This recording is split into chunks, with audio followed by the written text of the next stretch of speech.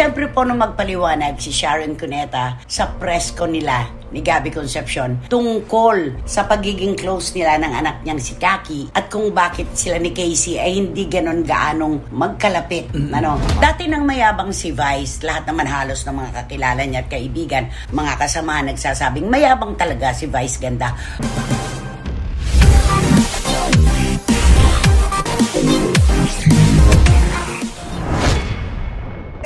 Kumusta na po kayo mga minamahal namin at pinakamamahal na mga kachika? Heto na naman po tayo sa programang ngingiti tayo, tatawa tayo, hahalakhak tayo. At alam na alam nyo pa ang mga pinakahuling kaganapan sa lokal na aliwan. Ganun lang po ang gawin natin sa kabila ng lungkot, sa kabila ng pag-aalala. Natural healing po ang tawag dyan. Kaya tawanan na tayo na walang humpay. Di ba naman, Romel? Tama, nanay. Ano mang emosyon, magkakasama lang po tayo dito.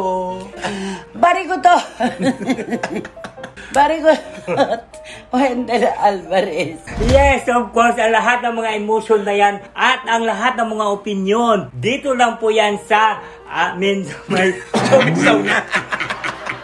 hindi sa labas at loob ng showbiz industry. Alam mo, tinuruan siya ni Direk Beverly Berhel nang dapat niyang spill, di ba? Pinadala niya. Pero parang ayaw na niyang gamitin. Gusto pa rin niya Showbizlandia at saka Showbiz World. Di ba? Ulitin natin para maliwanag. Ang lahat ng mga emosyon na yan na inyong napapanood dito sa amin tatlo ay sa loob ng labas. Naguluan na. Lalo pong gumulo. Pero ang pinakamalinaw, syempre pa, ito po ang programang pag-aari nating lahat, inyo at amin. At ito po ang Showbiz Now! Salamat po. Unang katanungan, kinakabahan ka ba anak? Pag mauupo ka na, mag-start na tayo. Lagi. Nagdarasal ka ba? Siyempre naman. Anong sinasabi mo sa dasal mo? Lord, kailangan na gabayan mo kami. Okay. Lalo na ako, gabayan mo rin ako. Pero kinakabahan ka pa rin. Alam niyo po ba mga kachika, kapag wala ang kaba, walang magandang sitwasyon. Dapat kinakabahan tayo talaga. Dapat laging meron. Laging meron yung kudug-kudug, ganon. Meron. Lalo na pagka yung sa tabi mo, isang queen, di ba? Naku, tumigil ka nga dyan. Lumalabas dahil sense sa kaba. Oo, siguro nga. Hindi, laging maganda yung may nervyos. Kapag masyado ka na relax, warde-warde na yan. Kaya eto na po, magsimula na tayo. Siyempre po nung magpaliwanag si Sharon Cuneta sa press ko nila ni Gabby Concepcion tungkol sa pagiging close nila ng anak niyang si Kaki at kung bakit sila ni Casey ay hindi ganon gaanong magkalapit. Maraming kababayan po natin, lalo na mga bashers, ang nakakita na naman ng pagsilip na hindi kagandahan tungkol sa kanyang sinabi na nakuha raw po kasi ni Casey ang ugali ng kanyang amang si Gabby. Malakas daw po ang dugo ni Gabby kaya nakuha ni Casey at siya naman daw po nagmana sa kanya si Kaki. Ano masasabi mo doon? Ganon din ba pananaw mo? Nako, di ba nga sinabi ko nanay, parang pagdadahilan na lamang ito, pero ang punot dulo dito ay pagkukumpara pa rin. Babagsak pa rin sa pagkukumpara. Babagsak pa rin tayo sa pagkumpara kasi hindi na na-anticipate ni Sharon na, naku, nagbanggit pa ako ng ganito. May comparison. Para bang sinabi niya na napakabait ni Kaki dahil nagmana sa kanya. At si Casey dahil nagmana kay Gabby, hindi mabait. Kaya hindi sila magkasundo. Yun Ikaw, anong komento mo? Sa akin naman kasi siguro ganun talaga kasi sinasabi niya kasi nakikita naman ng lahat, hindi lang tayo, nakikita naman na si Casey talaga mas malapit doon kay Gabby. Kaya yung pinakukuha siguro ni Casey yung ugali ni Gabby. Hindi siya doon malapit kay Sharon. Samantalang si Sharon naman ang nagpalaki. At si Gabby sa pinakamatagal na panahon hindi naman sila nagkasama. Oo nga, tama. Kaya yon. Kaya siguro ganun yun, siguro parang nakuha siguro talaga na absorb ni Casey yung ugali ni Gabby. Kahit itong huli lang, di ba, yung mga kanilang conversation na pinapalabas ngayon sa Facebook. Sa vlog niya. Grabe, ang ganda. Ito lang yan, siguro habang nagbubuntis to si Sharon kay Casey, pinaglilihan niya si Gabby. Ganon? Ganon ba talaga yun? Kaya kuwang-kuha lahat Buti hindi pa hinakbangan. Kung hinakbangan na nagdadalang tao, lalo na. Hindi, ito po ay masisilip din naman natin yung maganda niyang pagpapaliwanag kung bakit nga ba, kasi nga hindi sila magkasama ni Casey sa isang bubong. Si Kaki mula nung maliit, mula nung pagiging nagtatanggol hanggang ngayon, magkasama sila. Pero hindi po kasi mauunawaan ng 100% ng ating mga kababayan yung ginawa niyang paglalarawan sa dalawa niyang anak. Ano ang sabi ng iba? Ayun na nga, lagi niyang sinasabi si Kaki kasi kasama niya, nakuha pa ang kanyang ugali at si Casey naman nakuha ang ugali ni Gabby. So ano yung pagkukumpara na, sa akin nagmana si Kaki si Gabby, pinagmanahan ni Casey. Andun talaga yung pagkukumpara. Wala talagang lusot dito si Megastar. Sa sinabi niya ito, siguro kung may re-rewind niya lang ito, hindi niya nababanggitin yon. Sana naisip niya na, huwag na lang sana ako magkumpara kung sino ang pinagmanahan ng mga anak ko. Correct. Tama na yung sinabi niyang lahat sila mahal ko. No. Sabi niya, I don't play favorites. Diba? Lahat ng mga anak ko, mahal ko. At totoo naman yon, sa puso naman ng isang ina, wala naman po makapagsasabi na ang mga anak ko, piling-pili ko lang ang mahal ko. Walang ganon. Walang ganon. Mahirap yun. Pero ako, nasaksihan ko kasi kung paanong si Sharon talaga ang gumabay kay Casey. Oo naman. Yun naman ay wag po nating agawin at nakawin kay Sharon Cuneta. Talagang nung maliit pa po si Casey, sumasama siya sa taping, sa shooting, di ba? Maging nung maghiwalay na sila ni Gabby at siya ay itinuring ng anak legally ng dating Senador Kiko Pangilinan, nakikita naman namin silang magkakasama. Diba? Alam mo, may pinag-ugatan nito. Hindi po pwedeng basta, kasi nakuha ni Kaki ang ugali ko, nakuha naman ni Casey ugali ng daddy niya, ng papa niya. May pinag-ugatan pa rin ito. Hindi pwedeng itago yun. Ika ng matatanda, diba? Sabi ng matatanda, oy, huwag ka nang magkaila. Nakikita ni half sleep mo, nauuna sa palda mo. Parang ganon. Kaya mo mapapansin ang mga bagay-bagay kasi meron ka nang nararamdaman. At may pinag-ugatan talaga. May pinagsimulan po ito kaya kahit ano pa pong kawing-kawing na paliwanag ang gawin ni Sharon, nakatatak na po sa puso at isip ng mga kababayan natin, ay talaga, may paborito siya, may tinatangi. Lalo na yung hindi kilala talaga si Sharon na malapitan. Mas maraming taong malayo sa kanya. Kaya gano'n na lang ang pagko-comment nila na minsan sinasagot pa ni Sharon. Diba? Patola nga siya lately. At saka isa pa si Gabby kasi hindi mapagsalita Hindi katulad ni Sharon na pagkaano lang, hawakan yung gadget niya, mag-ano ka agad siya, magpo-post.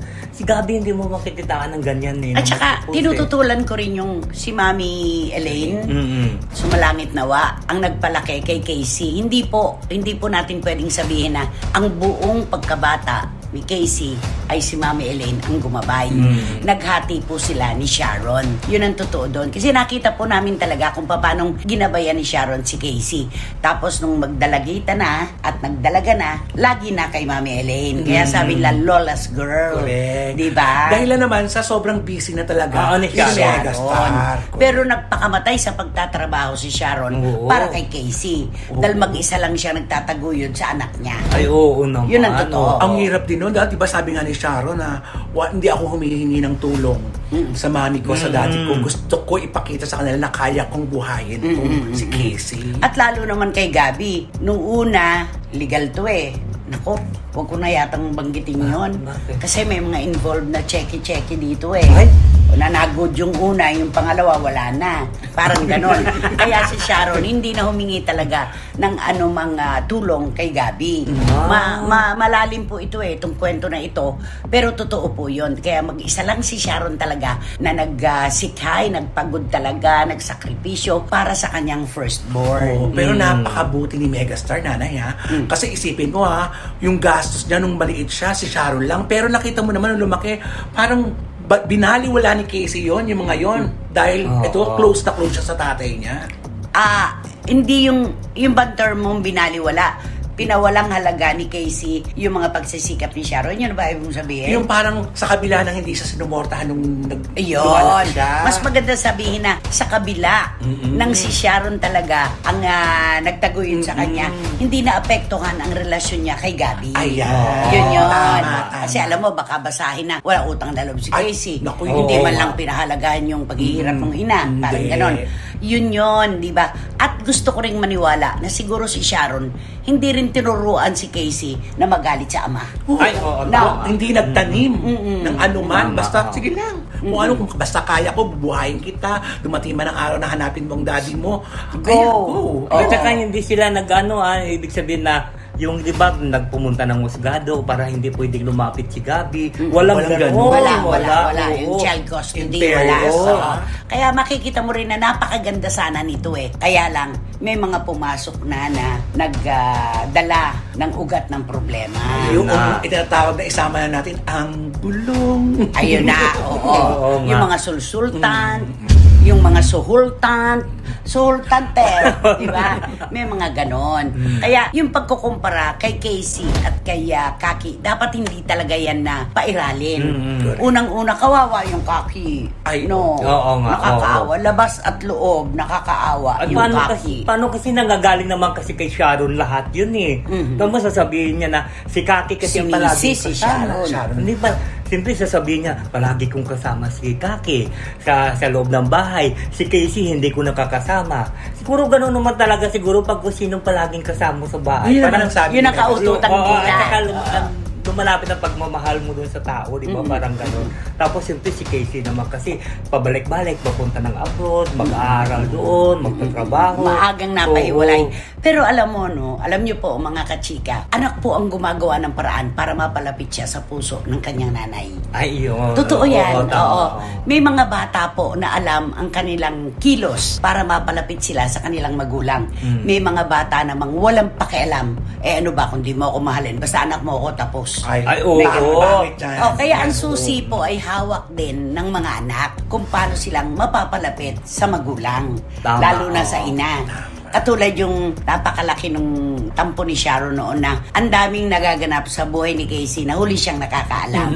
Last one to know, nakabili ng sasakyan, nakabili ng condo unit, nakabili ng ganito, Nasa abroad na pala. sa ganyan, nakausap lang ngayon, biglang kanina, nandun na pala. Yung pong mga ganon. Siyempre, meron din pong sentimiento de asukal na matatawag ang magulang kapag alam na po ng buong mundo ang mga nagaganap pero siya ay wala pang kalam-alam. Yun. Yun naman ang kay Sharon doon. Parang feeling ni Sharon nababaliwala. Nababaliwala kasi nga hindi niya alam ang nangyayari talaga kay Casey kasi nga meron silang hidwaan. Walang komunikasyon. Walang komunikasyon. Oo, walang komunikasyon. Kaya sayang ang ganda ng pagsisimula na nauwi sa ganito. At ganyan nagsalita na si Sharon tungkol kay Casey. Wala pang sagot si Casey hanggang ngayon na nag-uusap tayo. No? Wala pa. Kasi naging busy naman siya sa promo ng kanyang pelikula sa New York. At mabase tayo sa sinabi ni Sharon, saka na tayo mag-usap, anak, pag natapos mo na ang lahat. Tapos na ang lahat. Trabaho. Andun yung plano Correct. ng pag-uusap, diba? At least, alam mo na yung tulay, mabubuo. Yes. Para pareho nilang tawiran. Correct. Willing ng bawat isa. Hindi katulad dati, isa lang forward. Ngayon, parang sabay na silang kumikilos. Oo. Alam mo, totoo yan. Kapag dalawang tao ay nagkatampuhan o nagkagalit, sumusulong yung isa, umuurong na may isa. Paano kayo magtatagpo? Dapat nagsasalubong para magkaroon ng resolusyon ang problema. Tama. Pigil na pigil siya. At saka dapat hindi sila magsasagutan, di ba? Kasi lalo na in public. Mahirap kasi yun, magsasagutan kayo. Di siyempre yung mga baser naman, alam mo, siyempre yung mga baser nag-aantay na naman yun. Ano naman kaya isa? Pagkain ng mga bashers yun eh. Ay, busog na busog sila eh, no? Alam mo naman, na-abangers yung mga yan. At saka agahan, tanghalian, hapunan, may midnight snack pa. Ay! Busog. Busog!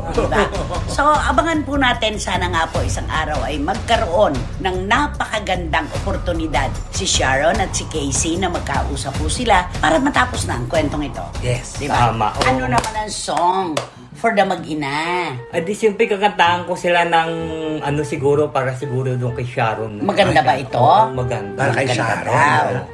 Kakantahan ko na lang si Sharon ng first love never die. Mababa. Alam mo, walang ganyang kanta. Ang alam ko, first love never dies. Di ba ganon? First love never dies. Dies. Siyempre. Love never dies. May S yun. First love never dies. In-emphasize nyo talaga yung S, di ba? Effort yung Or S. please talk to Sharon. Hi to Miss Sharon Cuneta. Remember me muna. Remember me? Remember me. I would like to say to you that remember me. You know, Sharon, the first thing that you move is to talk to Casey Concepcion and to all your daughter. So that to all your daughter, walang S yun, Sige, talo-talo na to. To all your plural, singular, past tense, present, laban na yan. future. Laban na yan. To all your daughters. That so that they have to say what is the problem about Casey and about your another daughter to Senator Kiko Pangilinan, Kaki, so that they have to understand what they happening now. Mali-mali yung pag-i-English niya, pero mauunawaan Opo. Dapat kausapin mo ang iyong mga anak, lalo na ang mga anak mo kay dating Senador Kiko Pangilinan para maunawaan nila kung ano ba yung punto na pinagtatalunan. Ang galing ng interpreter mo. Gusto ko na intindihan ko naman siya, di ba? Kantahin mo na ulit yung First Love. Sa highest note. Yes.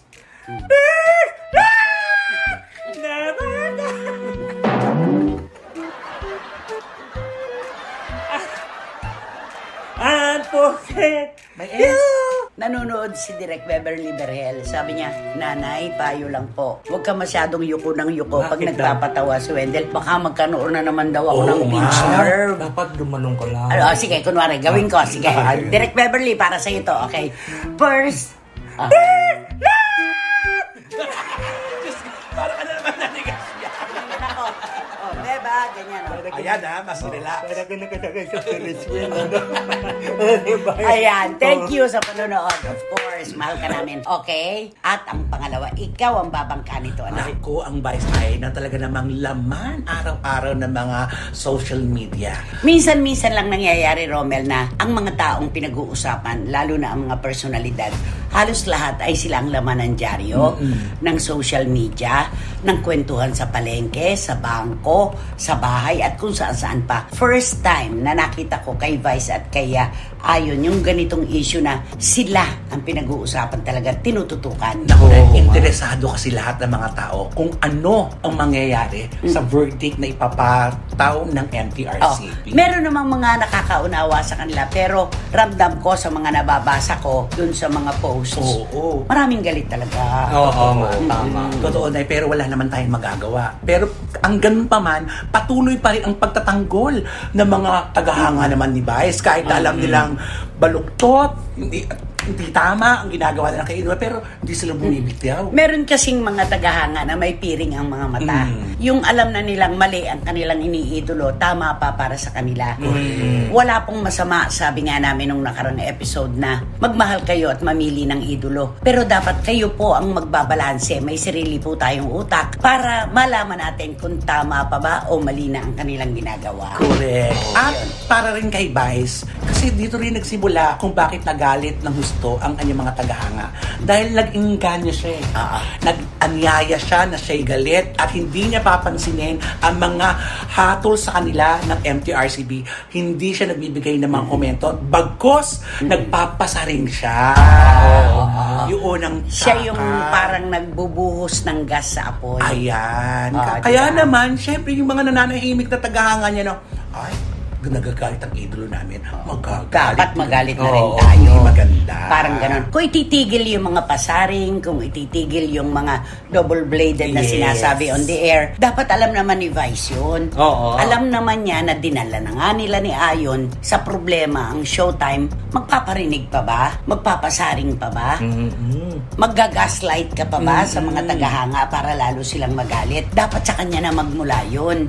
Itigil na yun para bumaba yung emosyon ng kanyang mga tagahanga. At saka sana nga sa kanya namang galing na, para sa akin mga tagahanga, wag na po kayo makisawsaw nyo ng kung ano-ano mga ipopost nyo na ikagagalit pa ng mga nasa itaas. At meron na pong production na sumasagot, mag-EMR na po kami. Eto, totoo to. Alam ko hindi nakakarating kay Vice ito ng tuwiran at personal. Maraming galit sa kanya. Kasamahan maraming nagagalit na kasamahan sa kanya. Dahil alam naman nila na ang lahat ng ito ay naganap dahil kay Vice at kay Ayon. Kumbaga, hindi lang ipaparinig sa kanya ng harap-harapan ito, pero maraming nagsisentimiento. Dahil para bang, ano ba to? Pati kami nadamay-damay dito sa kagagawan nyo. Correct. Ganun. Marami pong nagagalit na within the circle, hindi po tagalabas, mga tagaloob Ay, na. oo. Totoo yan. Grabe. Sa palagay mo. Ay, sigurado yan kasi 'di ba ay nakikita naman natin. Siguro tignan mo sila pagka magpasaring at magparinig si Bay, sila tahimik lang. Hindi sila sumasaw-saw, 'di ba? Lalo na sila ni Bong, lalo na sila ni Ann. Parang hinayaan na lang nila si Bay. Siguro nila, laban mo yan eh. Siyempre, paglaban mo yan. Doon kasi At ginawa makikita mo yan. yung kilos ng mga kasamahan na parang sige, go ka na lang ng go. Oo, at saka yun, ano ba naman, ayaw mo kasi makinig eh. Yun eh. Ayaw Wala makinig. ata siyang pinapakinggan na payo. Eh, paano may pakikinggan siya, nagtitimon, nanay? Oo, Ay, oo pero nga. dapat nakikinig siya. Yung isang tenga niya, ipagpalagay na natin na sarado. Dapat bukas yung kabila. Dapat ganun. Para nababalanse niya. Ay, diba? sa kanya kasi iba eh. Kung ano lang yung gusto niya at kung ano lang yung feeling niya, siguro yun na yung gagawin niya na yun. Kasi para siya sikulas, pagka pinipigil, lalong nagpupumiglas. Oh, ay, may ganun ayun tao na. eh, di ba? Oo May nga, ganun tao oo. yung parang ayaw makinig. Pagka pinigil mo, lalo silang parang lumalakas ang loob nila para lumaban ng lumaban. Parang ano nga yan eh, kung sa kanto pa, di ba? Pag mag-away yung dalawa, pagka inaawat mo, lalong mo aawatin, lalong sa tumatapang, di ba? Lalong nasusuntukan. Sumusugod doon sa kalaban mo. Kaya dapat sa kanya magpasimula yung pagpapakumbaba. Yan. Yun ang napakahalagang salita ngayon sa panahong ito para kay Vice Ganda. Pagpapakumbaba, hindi po nababawasan ng kahit isang kudlit ang ating pagkatao kapag tayo nagpapakumbaba. Makikita po yan ng publiko sa atin at doon tayo makakakuha ng simpatya mula sa kanila. Tama. Diba? Ika nga, kalmahan mo lang. Chillax lang. Pero siguro style din yan siguro ni Vice. Bakit? Kasi 'di ba pag lalong dumadami ang lumalaban sa kanya, lalo siya nagpaparinig, lalo siya nag-aalboroto, kunwari, para ibig sabihin pag-uusapan siya at hindi maano yung mawala yung ano niya, yung highlights ng ano niya. Ako naman Yung hindi mali sang-ayon sa ganun. Oo, hindi tayo sang-ayon. Hindi bali nang hindi ka mapag-usapan kung sa negatibong paraan naman. Ayun, oo, diba? tama. Dati nang mayabang si Vice, lahat naman halos ng mga kakilala niya at kaibigan, mga kasama nagsasabing mayabang talaga si Vice Ganda. Wala na po tayong magagawa doon. Kanaturalan na po niya yun. Naturalesa niya yun. Pero yung sa panahon na ikaw ay nakalagay na sa isang sitwasyon na ang hinihingi ay pagpapakumbaba, yung kayabangan, pansamantalang inaalis mo na yan. Oo nga, tama. Kung hindi maalis, bawasan. Oo, Yun, bawasan man oo. lang, di ba? Kaya magagalit siya kapag kami nagsasabing mayabang siya, bastos siya. Eh siya rin naman ang gagamot sa problema niya eh. Di huwag kang magyabang, huwag kang mambastos, huwag kang maging bastos. Yun lang naman yun. Kaya tingnan mo, Diba? panay ang biro ng mga kababayan natin na ayaw sa kanya. Ang yabang mo kasi. Oo, yan. Diba? Karamihan, Oo nga. ang yabang mo kasi wala ka nang kinikilala. Ayun. Pinagkakitaan mo ang kayabangan at kabastusan mo. Diba? Parang Oo ganoon. nga. So yung pagpapakumbaba, yan po yung salita na kailangang kamayan ni Vice Ganda ngayon para magkakilala sila. Ay, oo. Diba? correct. Kailangan makipagkilala siya sa pagpapakumbaba. Kung hindi, ay nako, matatapos po itong issue na ito na ang tingin sa kanya ng mga tao ay nasa tore na hindi marunong bumaba. Ay, Diba? ganda. Eh wala pa naman kasiguruhan ang buhay ng showbiz. Correct. Diba? Very fleeting yan. Ngayon nasa itaas ka, bukas makalawa, nasa ibaba ka na pala. At doon mo lang maiintindihan, dapat pala ganito, dapat pala ganyan. Huli na ang pagsisisi. Diba? Yun naman Yun lagi. po yun. Okay. O ano naman ang kanta mo para kay Vice? Naku, palagay ko matindi to. Ay, Mas matindi to. Palagay ko mas mataas to sa First Love Never Dies. oo.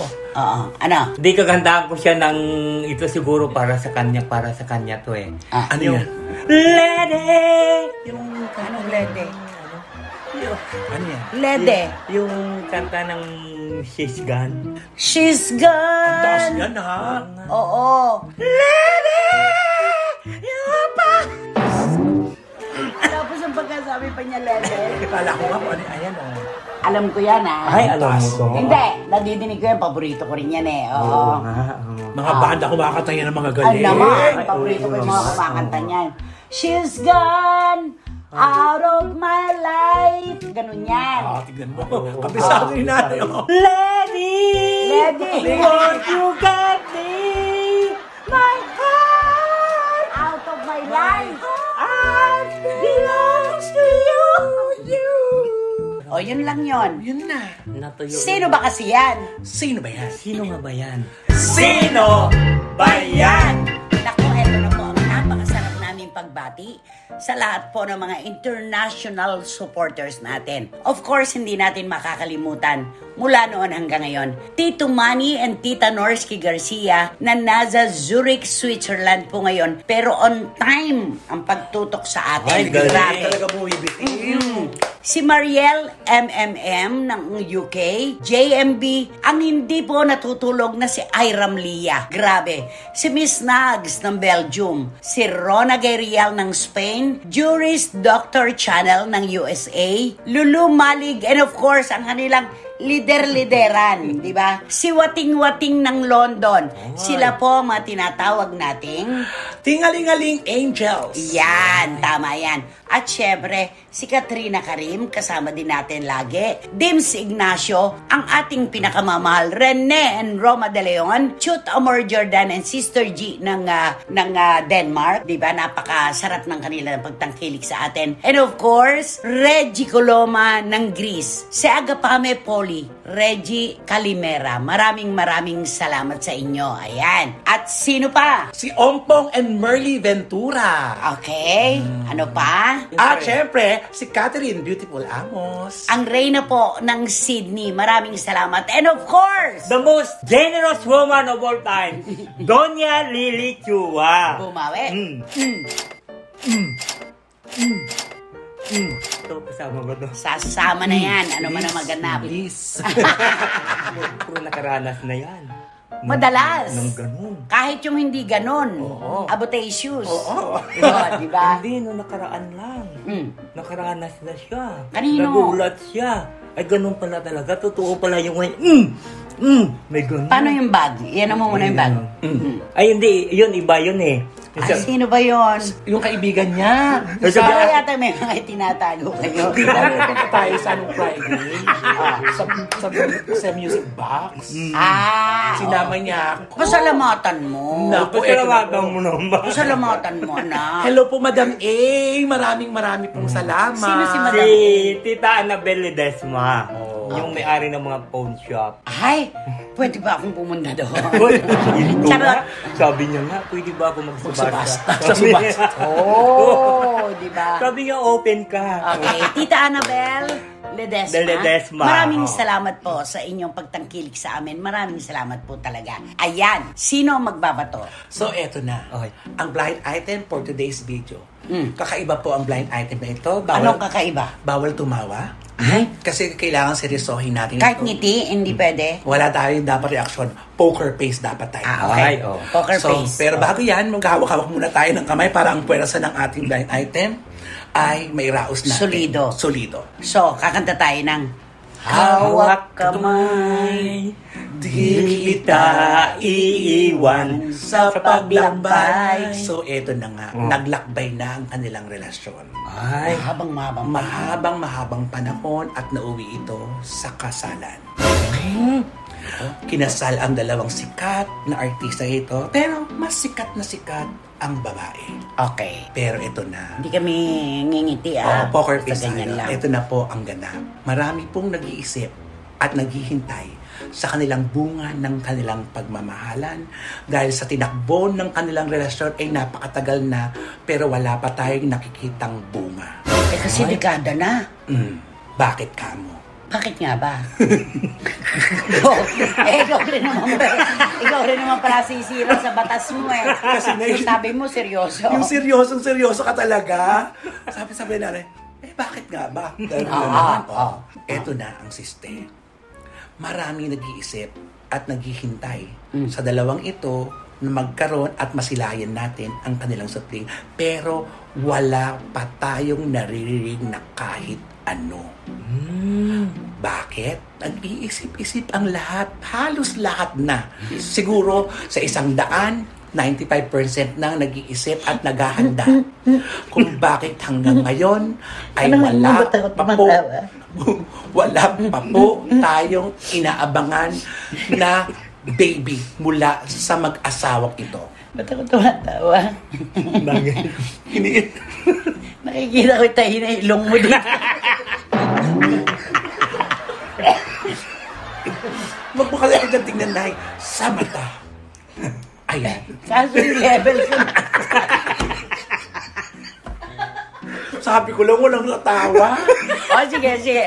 Gaganyan na lang ako.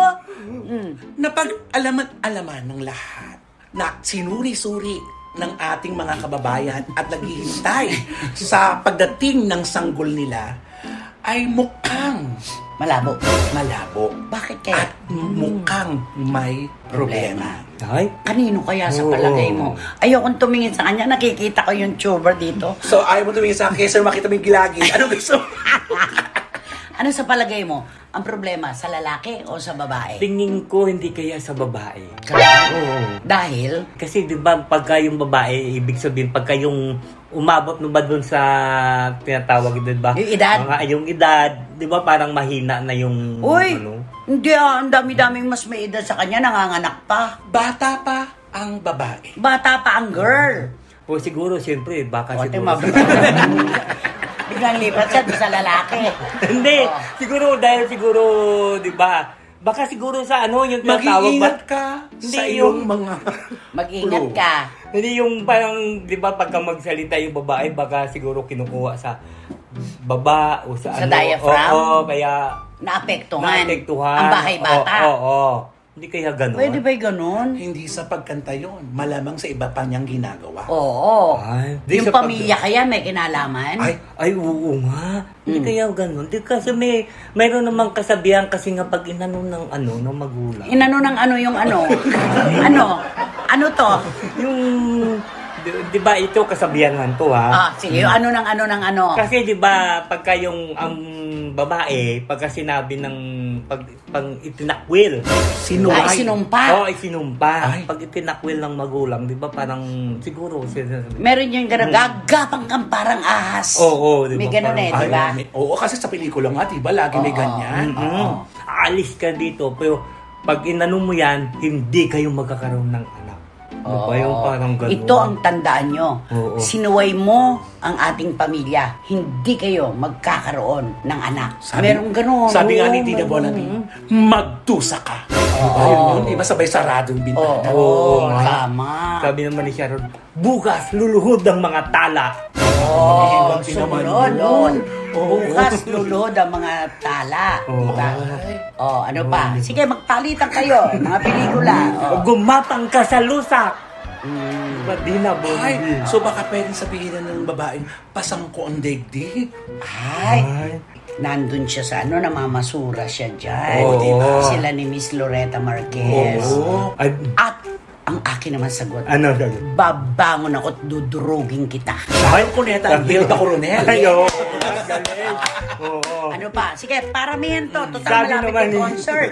Sabi naman siguro ng bilangin mo mga bituin sa langit. Ikaw naman. Ay, eto na. My only love. Ano ba? Naging sweet. Eto na. Dahil malapit na ang kanilang concert. Ano? Dear Heart, P.S. I love you. Ayan na. Ay, oo. Balik tayo sa BI natin.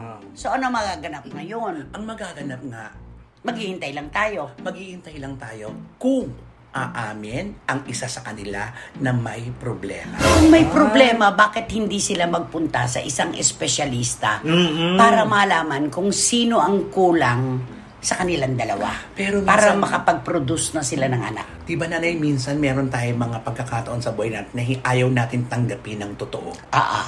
In denial tayo. Correct. Ko sino ang tatanggap at sino ang mamunguna. Ay, di ba kung minsan pagka magpa-doktor ka, di ba, masabihin, magpa-check up yung dalawa, yung babae at lalaki. Sasabihin ng doktor yan, ay kulang yung, ano ba tawag doon? Sperm yung count. sperm count. Sperm count. Ano yung spell count? Sperm count. Kulang yung sperm count mo. So, paano ba yung dadagdagan ba yun? Alam mo, pumunta ka na lang sa mga OB. Sa mga OB-GYN, doon mo sa kanila tanungin kung sasalinan ka ba, paiinumin ka, o ano ang gagawin mo. Kantahan mo na lang sila ng hawig ng tunog ng isang kanta nung girl. Ay, Ay, Sige nga. kakantahan natin sila. Yan na lang ha, Tito Manny Garcia, yan na lang ang giveaway namin. Lahat kami ay tahimik, ito lang Tito Manny Garcia. Enough is enough. So, paano? May enough kasi yun eh. Oo. May enough kasi yung enough. kanta niya. Sa bagay, pasok pa rin yun. Oo. Enough is enough. Oh. Mataas. Enough is enough. Bumibirit to. Birit. Enough is enough. Doon na. Yun na ang nga. clue mo. Katunog po ito, yung isang letra nitong kanta na to, ay letra ng kanta ng girl. Diba? Oo. Diba? Kaya ganon. Yun ang clue. Oo. Oo nga. Hanggang doon na lang ang clue natin. Eh, yung lalaki, anong clue mo doon sa lalaki? Anong paboritong kainin ng lalaki? Ay, di ba may ano yun? Marami Pizza. na. Oo. Hindi, may mga negosyo din yun. Magaling ano yun? Pagkain ng tinatanong ko. Di ba, pizza? Mga galing abroad, hindi madaling kain. Yung kinakain natin dito, na kulay, kulay pula. Mga spaghetti. Ay, yan. ay, oo. Yan, oo. Kasi nga, oo. Pizza, spaghetti, mga pasta. Yan ang kinakain niya. Masarap kasi yun eh.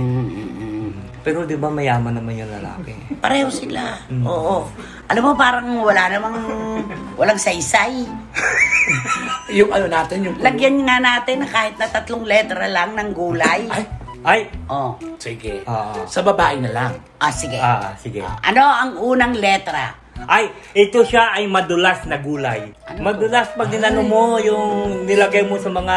Yung pinakuluan lang na eh. Tinakuluan mo siya. Paborito mo to. Paborito mo yun. Saluyot? Oo.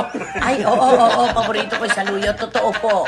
Pag hindi po ako nakakain ng saluyot na 1 linggo, gusto kong pumatay. Ay! Ganon? Okay, ayan.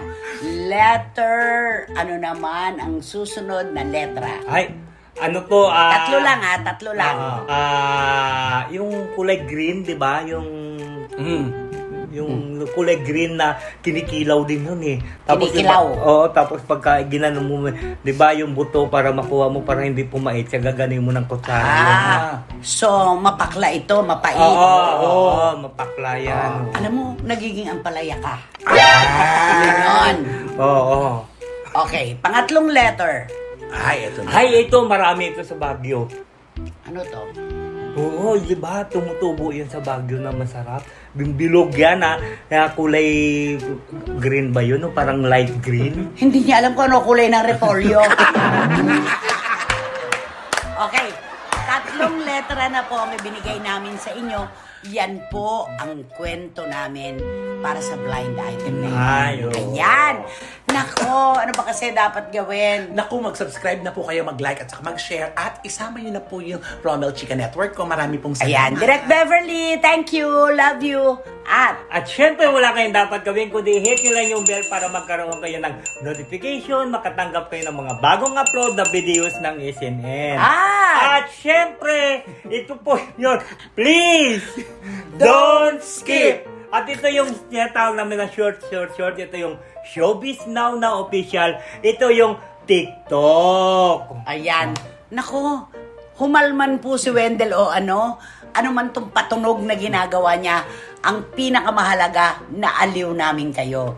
Maraming salamat po sa ating ngitian, halakhakan at kwentuhan. Hanggang sa susunod na muli. Ito po ang inyong programa, aming programa at ito ang Showbiz Now!